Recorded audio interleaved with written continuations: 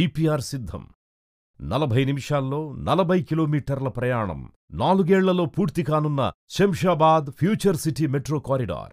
రావిర్యాల్ exit నుంచి ఇప్పటికే నిర్మాణంలో ఉన్న స్కిల్ యూనివర్సిటీ వరకు సుమారు 22 కిలోమీటర్లు.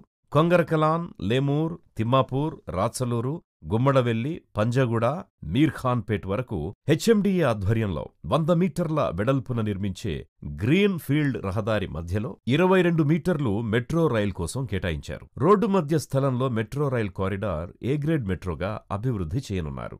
ఈ విశాలమైన రోడ్డు మధ్యలో అదే లెవెల్లో మెట్రో రైలుంటే దానికి ఇరువైపులా 3 లేన్ల ప్రధాన రహదారి ఉంటుంది.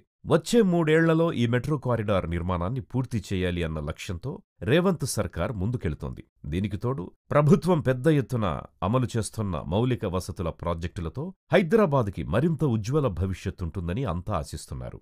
మెట్రోతో సహా పలు అభివృద్ధి కార్యక్రమాలు